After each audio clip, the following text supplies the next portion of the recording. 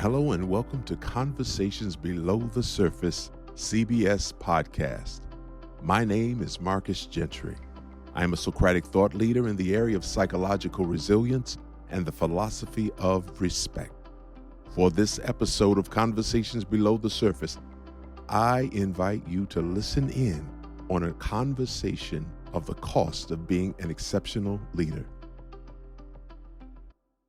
I want to begin it with a quote that I came across many years ago. I believe it was Marcus Garvey, who said, "There has never been a leader of a movement who has not experienced ingratitude of the people or suffered for the cause." He said, "I, like the rest, am prepared for the consequences." That quote just stuck with me after I heard it. That never been a leader.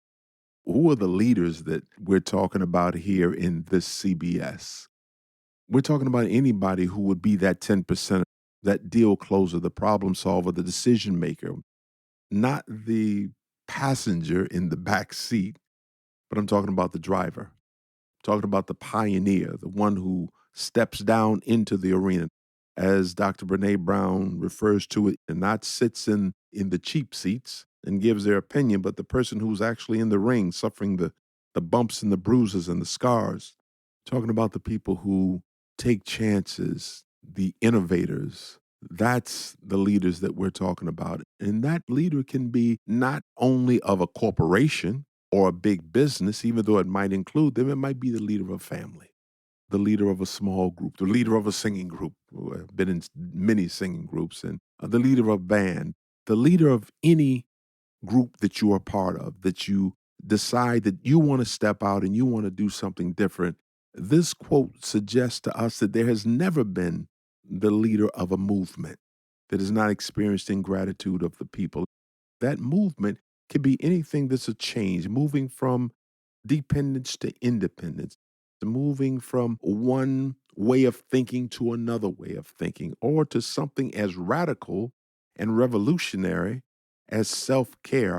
I no longer am going to not take care of myself. I'm going to demonstrate by example what self-care looks like in me. There has never been a leader who has not experienced ingratitude. So that tells us that even as a leader, there will be times where we will experience ingratitude. So people will not always say, "Thank you. I appreciate that. Good job. I really needed you to do what you did."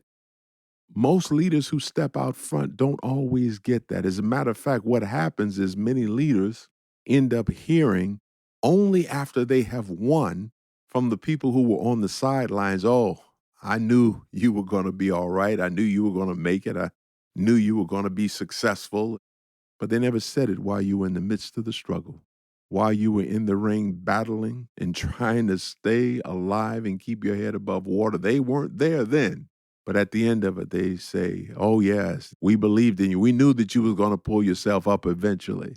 And sometimes that feeling of ingratitude or nobody who appreciates what you're doing can weigh real heavily on you. And so when you talk about being that leader, stepping out front, getting out of the back seat and getting in the front seat, not being an echo, but being the original voice that may not be very popular, when you see that it's not appreciated, it can become frustrating. You can become saddened by that experience. And this reminder that Marcus Garvey is giving us here is that that's to be expected. He's telling us, in essence, that you're not going to please everybody, especially when you step out front. Some people, no matter what you do, you're not going to be able to please them. And that's a part of that reminder. You're going to experience ingratitude when you want to be that exceptional leader. That's why most people don't. They say 70% of the people are just followers anyway. They're just following what somebody else is doing, waiting for someone else to create an opportunity for them to take advantage of. 20% of the people, they say, just drift through life in a state of confusion, not knowing why things are happening or what's going on, or definitely not taking the lead. But it's the 10%ers who step out there. Sometimes experiencing ingratitude hurts, especially when it comes from people who are close to you, because you would like to think that the people who are closest to you will be your greatest cheerleaders, but sometimes that's not the case. Sometimes even your family, they are not your friends. Sometimes the people closest to you who you think are under your roof would be the ones to cheer you on and root you, but sometimes that's not the case. There has never been a movement where the leader has not experienced ingratitude of the people. But it also says, and suffered for the cause. Can you imagine what you might suffer in trying to be that leader? Sometimes you suffer loss, loss of relationships, because you've stepped out there. You've decided to be that innovator. You've decided to do something different. And now you've lost friendship with people who you used to travel with because you're no longer walking that same path along with them. Sometimes the loss is in relationships, sometimes the loss is in finances. Sometimes you try something and you invest and you lose finances in the process of trying to make it on your own, trying to be that exceptional leader. Sometimes you lose balance. Have you ever watched tightrope walkers and the effort that it takes to stay balanced without falling off? Sometimes you lose balance. That means you might lean more heavily in one direction or another. You may lean more heavily towards your career than something with the family, or lean more heavily towards your fitness as opposed to something else. And you might lose balance in trying to juggle health and finances and relationships with all the people in your life and work. You might lose balance in the process. And sometimes that loss can be overwhelming and devastating, but the reminder is that's a part of the price that you pay to be that exceptional leader. But the reward, when it comes through, makes up for all of those things if you're doing it from a pure place.